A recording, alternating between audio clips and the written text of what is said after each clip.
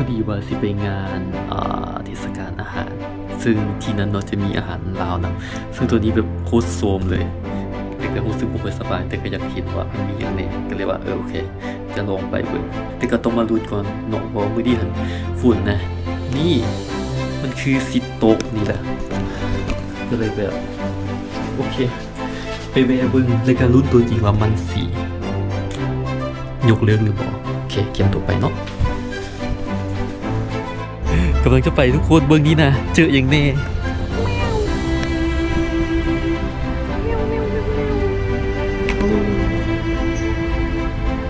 ตัวเราไม่ได้เห็นหน้าเดี๋ยวปะได้ปะเดือดโอ้แต่ว่าคนอื่นคือจะไปโจมปีรถเมย์ให้คุณรู้จักก่อนเนาะและหลังจากนั้นเขาก็คือสิไปที่โออิตะสเตชันโอเคไปบรรยากาศโอเคอยู่เลยแต่กับฟ้ามืดๆเนี่ยมันอยู่นี่มันเป็นยังโอเคนะก็คือมันจะออกตอน2:39เนาะแล้วก็ที่ท่าทีโคตรนี้ประมาณ2:30อีกประมาณ10 นาทีเดี๋ยวพูดดีว่าก่อนไปว่าสิมากดบัตรก่อนหน่อยหนึ่งเป็นบัตรรถไฟและก็รู้สึกว่าเขาจะเปลี่ยนระบบใหม่ปกติเนาะก็คือเขาจะสามารถกดได้ด้วยการโอนที่เขาแล้วแบบนี้นะก็เจ้า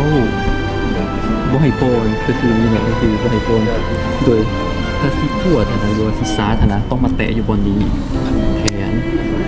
แล้วเราอยากรู้ว่าจำนวนเงินเขามีเท่าไหร่เนาะเขามากดที่ story เนาะหลังจากนั้นเราจะมาทัดแล้วมันจะบอกรายละเอียดทั้งหมดซึ่ง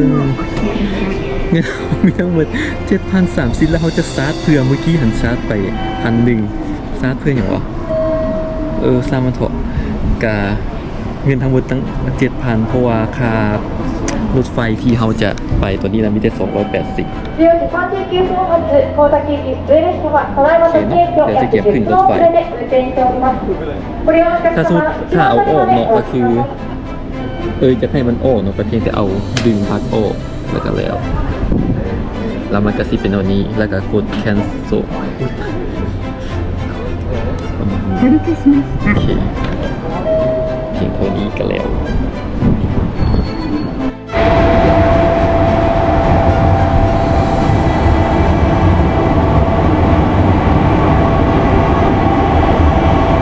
โอเคเกียบขึ้นรถไฟมาแล้ว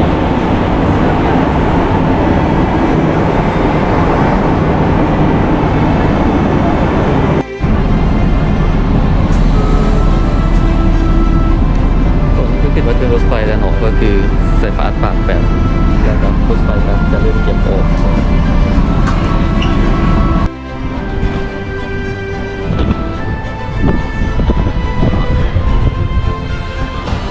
ทุกคนมาฮวนแล้วโอ้โหเป็นเอาใด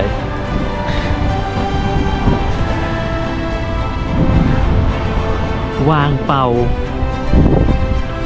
แล้ว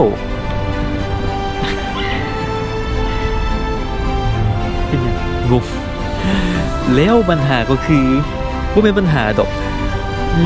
เขาก็พูดแล้วมันมีความเสี่ยงมันจะถึงยกเลิกแล้วเขาก็เลยลองเซิร์ชเบิ่ง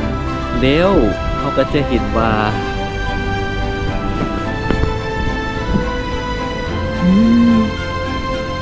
งานถึงยกเลิก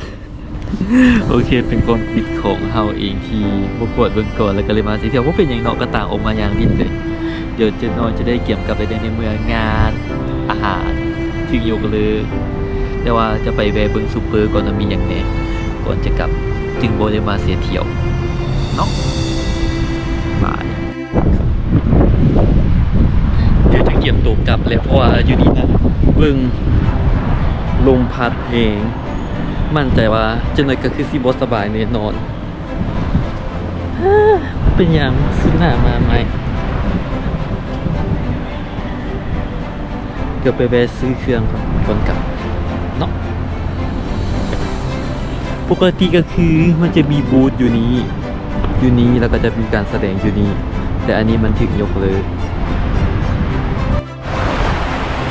ตอนนี้ก็มาฮอตเบบ ปุ๊บแล้วเนาะภารกิจมื้อนี้ก็คือบสสำเร็จเพราะว่า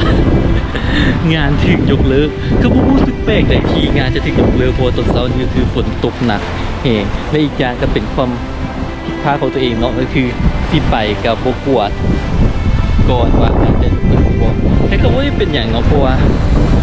เขาก็ไปคือซุมมือกันก็โอเคก็แล้วไปทักลมกันได้อยู่เดี๋ยวมาลุ้นดูว่างานจะจัดอีกบ่ถ้างานจัดอีกเขาก็สิไปเพราะว่าเป้าหมายของเขาคืออยากไปซีมอาหารลาวที่คนญี่ปุ่นเห็นว่าจะรสชาติเป็นโน้ตได้ตอนนี้ก็คือจักโมงแล้ววะผมงงก่อน